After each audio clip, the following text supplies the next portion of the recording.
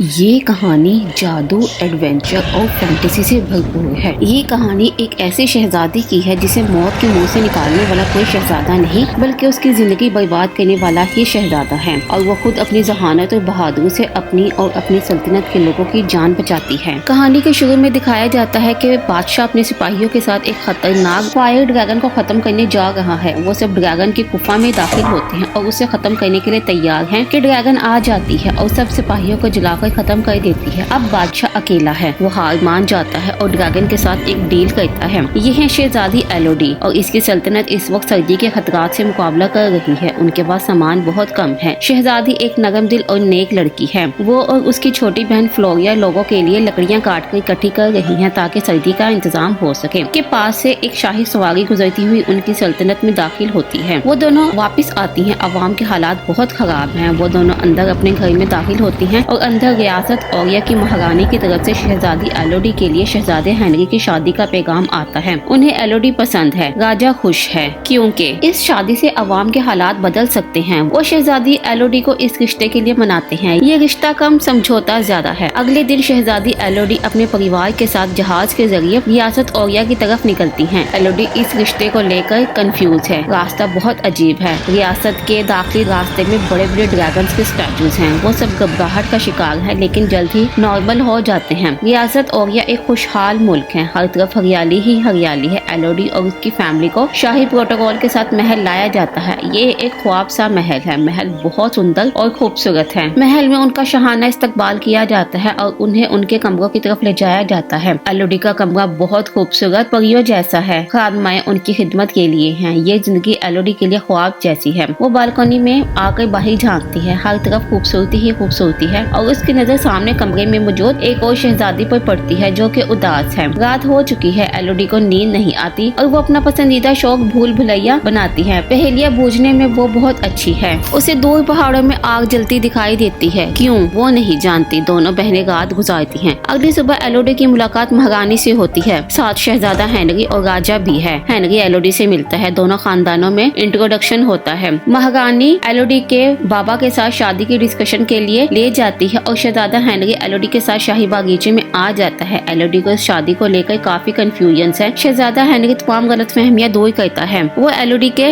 लिखे गए लेटर से काफी इम्प्रेस्ड है। वो दोनों घुड़सवारी करते हैं। शहजादे को एलोडी की तरह घूमने का शौक है। शादी के मामला तय हो चुके हैं। ये शादी हो रही है और बदले में एलोडी की सल्तनत को बहुत ज्यादा सोना मिलेगा। मगर एलोडी के बाबा उदास और दुखी हैं। वो अपनी रानी को भी इस बारे में कुछ नहीं बताता। हेनरी और एलोडी की अच्छी बॉन्डिंग हो गई है। वो उसे पहाड़ों में जलती आग के बारे में पूछती है और हेनरी ये पुरखों की रवायत है कहकर उसे चुप करवा देता है। महल में शादी की तैयारियां हो रही हैं। महारानी अपने हाथों से सब सजावट कर रही है। एलोडी की माँ महारानी से बात करती है। महारानी उसे उसकी औकात याद दिलाती है कि ये शादी बस एक समझौता है और वो इस शादी को लेकर फिक्रमंद हो जाती है। एलोडी और फ्लोरिया अपने अपने रूम में है। वो शादी की तैयारियों में मसरूफ है कि उनकी माँ आती है। ये उनकी सुतेली माँ है और वो एलोडी को इस शादी के मुतालिक अपने खदशात बताती है। वो एलोडी को इस शादी से रोकती है कि एलोडी के बाबा आ जाते हैं और उसकी माँ को लेकर चले जाते हैं। अगला दिन एलोडी की जिंदगी बदलने वाला है। उसे दुल्हन का लिबास पहनाया जाता है। उसे सजाया जाता है। एलोडी दुल्हन बनकर बहुत खूबसूरत लग रही है। शहजादा हेनरी और एलोडी की शादी की तकरीब मुकम्मल होती है। वो दोनों किस करते हैं। अब एलोडी ओरिया की शहजादी है और रानियों से ताज पहनाती है। शादी के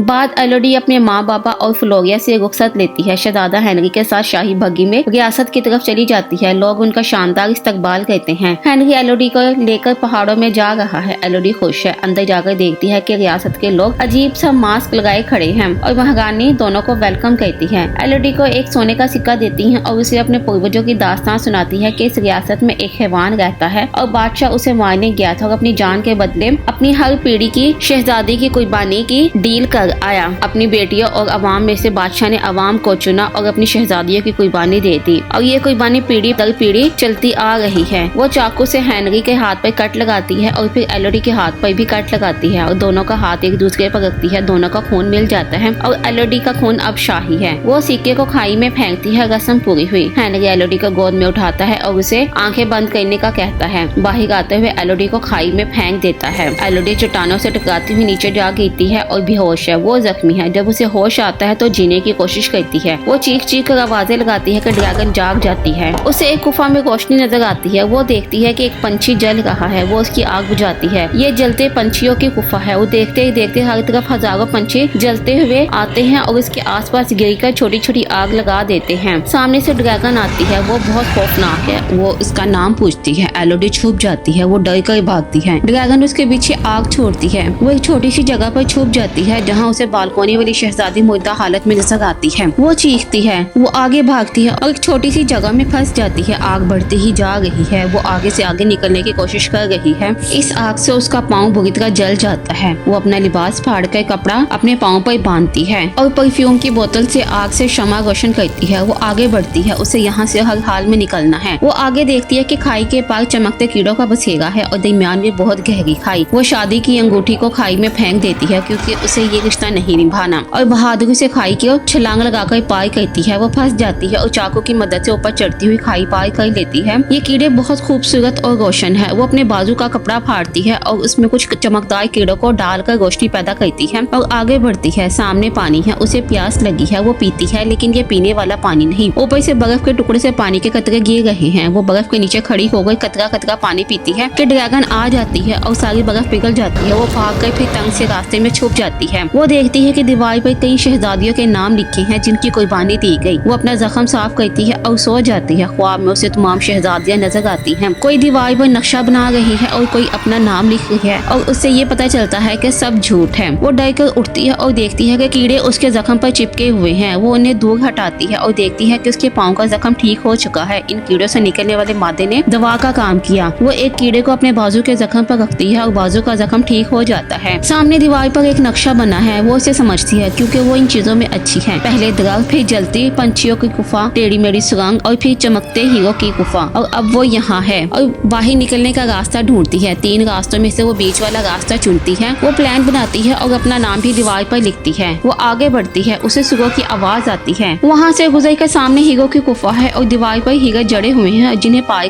कर सामने रोशनी है। सूरज की रोशनी अंदर आ रही है और हीरो के पास उसकी आजादी है। हीरो नुकीले हैं। उसे विक्टोरिया नामी लड़की का ताज मिलता है। वो अपना लिबास फाड़कर अपने हाथ और पाँव पर लपेटती है और ऊपर चढ़ना शुरू करती है। रास्ता कठिन है। नीचे ड्रैगन मुंह खोले खड़ी है। उसका पाँव फिसलता हुआ गिरती है मगर वो बच जाती है और ऊपर चढ़ती जाती है और एक छोटी सी गुफा में पहुंच जाती है। मगर ये आजादी नहीं बल्कि पहाड़ की एक छोटी सी सुराख है। उसे आजादी नहीं मिलती। वो मदद के लिए सामने मौजूद लोगों को बुलाती है। कोई उसकी आवाज नहीं सुन रहा कि अचानक से सामने से ड्रैगन आ जाती है। वो देखती है कि विक्टोरिया नामी शहजादी भी नहीं बची। ड्रैगन उसे 3 जानों के बारे में बताती है। वो कंफ्यूज है। वो आग फेंकने ही लगती है कि कोई एलोडी को आवाजें लगाता गुफा में आता है। ये एलोडी के बाबा हैं जो उसे ढूंढने आए हैं। एलोडी वापस अंदर जाती है और देखती है कि 3 अंडों में से 3 छोटे छोटे ड्रैगन मरे हुए हैं और आसपास बहुत सा खजाना है। उसे अब सारी कहानी समझ आ जाती है कि बादशाह ने गुफा में दाखिल होकर देखा कि अंडों में से बच्चे निकल रहे हैं और उन्हें मार डाला। ड्रैगन गुस्से में आती है और सबको जला देती है। बादशाह रहम की भीख मांगता है और अब ड्रैगन यही दर्द बादशाह और उसकी नस्ल को देना चाहती है और हर पीढ़ी से 3 शहजादियों की कुर्बानी मांगती है। वो लोग एलोडी को आवाजें दे रहे हैं कि उनके सामने ड्रैगन आ जाती है और एक के कई का सबको मार देती है। सिर्फ एलोडी के बाबा बचते हैं। एलोडी छुप कर देख रही है। ड्रैगन बाबा को भी पकड़ लेती है। वो रहम की भीख मांगता है। वो उसे एलोडी को बुलाने का कहती है। बाबा एलोडी को हुक्म देते हैं कि सामने ना आए और ये सब उनकी गलती है, अब वो यहाँ से भाग जाए। कि ड्रैगन एलोडी के बाबा को मार देती है। एलोडी चीखती है। ड्रैगन उसे ढूंढती है कि उसे दूर से आवाज आती है। एक और आदमी छुपा हुआ है। ड्रैगन उसके पीछे जाती है। एलोडी अपने बाबा के पास आती है। वो उससे माफी मांगते हैं और उससे रस्सी से ऊपर जाने का कहते हैं और ये कहकर मर जाते हैं। एलोडी रस्सी से ऊपर चढ़ती है। ड्रैगन उस आदमी को मार देती है और वो एलोडी को पीछे से देखती है और उसके पीछे पीछे आती है। एलोडी जल्दी से ऊपर चढ़ती जाती है और आग से बचती हुई गुफा से बाहर निकल आती है। वो घोड़े पर सवार होकर भागती है। ड्रैगन गुस्से से बाहर आती है। एलोडी ड्रैगन को देखकर घोड़े को छोड़ देती है और छोटे छोटे पत्थरों से बनाए गए जगह में छुप जाती है। ड्रैगन गुस्से में है। वो हर तरफ आग फैला रही है। रियासत में हर तरफ आग ही आग है। महारानी गुस्से में है कि ये सब कुछ एलोडी की वजह से हुआ। वो इसका कुछ हल सोचने जाती है। रात हो चुकी है। एलोडी अभी तक छुपी हुई है और जहाज में इस वक्त सुतेली माँ और फ्लोरिया बाबा और एलोडी का इंतजार कर रहे हैं कि महारानी अपने सिपाहियों के साथ आती है और सुतेली माँ को जख्मी करके फ्लोरिया को अपने साथ ले जाती है। एलोडी बाहर निकलती है और उसके सामने उसकी सुतेली माँ है। वो उसे गले लगाती है और फ्लोरिया के बारे में बताती है कि उसे महारानी ले गई है। फ्लोरिया को बचाने के लिए एलोडी जाती है। गुफा में महारानी हैरी को हाथ काटने का कहती है। हैरी नहीं मानता तो फ्लोरिया के हाथ पर कट लगाती है और फिर अपने हाथ पर भी और दोनों के खून को मिक्स करके फ्लोरिया को खाई में फेंक देती है। एलोडी फ्लोरिया को बचाने के लिए गुफा में आती है और रस्सी के जरिए खाई में उतरती है। ड्रैगन फ्लोरिया को ले जाती है। अब फ्लोरिया प्लानिंग करती है और दूसरे रास्ते का इंतखाब करती है। वो चमकदार कीड़े इकट्ठे करती है, वो अपने बाल काटती है और वहाँ मुझे सिपाहियों के शील्ड्स इकट्ठे करती है। वो शोर पैदा करने के लिए एक स्टैचू बनाती है और अपने बाबा की तलवार उठाती है। वो ड्रैगन के पास आती है जहाँ वो अपने बच्चों के पास है और एलोडी का इंतजार कर रही है। तभी स्टैचू के गिरने पर शोर होता है। ड्रैगन एलोडी समझकर चली जाती है और एलोडी आकर फ्लोरिया को उठाती है। वो जख्मी है। ड्रैगन आ रही है। एलोडी फ्लोरिया को छुपा देती है और ड्रैगन को सच बताने का फैसला करती है। वो ड्रैगन के सामने आती है, उसके हाथ में तलवार है। वो उसे शाही महल के लोगों का झूठ बताती है। एलोडी शाही बेटी नहीं है। ड्रैगन नहीं मानती और एलोडी पर आग छोड़ती है। वो नीचे पानी में गिर जाती है। वो तड़पती है। फ्लोरिया एलोडी के पास तलवार फेंकती है। ड्रैगन एलोडी को जकड़ लेती है और उसे जख्मी करती है कि एलोडी तलवार से उसकी आंख फोड़ देती है। घायल ड्रैगन एक बार फिर एलोडी को पकड़ लेती है और फ्लोरिया उसके हाथ पर तलवार से हमला करती है। ड्रैगन घायल है, उसे सही नजर नहीं आ रहा। वो एलोडी के पीछे आती है। सामने एक गोल पहाड़ी है जहाँ से हवा पलट कर आती है। एलोडी प्लान बनाती है, उसके नीचे खड़ी होती है। वो ड्रैगन को उकसाती है, उसे गुस्सा दिलाती है और उसे अपने आप पर आग फेंकने पर मजबूर करती है। वो गुस्से से ड्रैगन को आग फेंकने का कहती है। ड्रैगन गुस्से से आग फेंकती है और एलोडी पीछे हट जाती है। आग पलटकर वापस ड्रैगन को जला देती है। ड्रैगन मरने के करीब है, वो बेबस है। अब एलोडी ड्रैगन को अपना कटा हुआ हाथ दिखाती है कि कैसे महल के लोगों ने उन्हें शाही बनाकर उनके कुर्बानी थी। ड्रैगन समझ जाती है।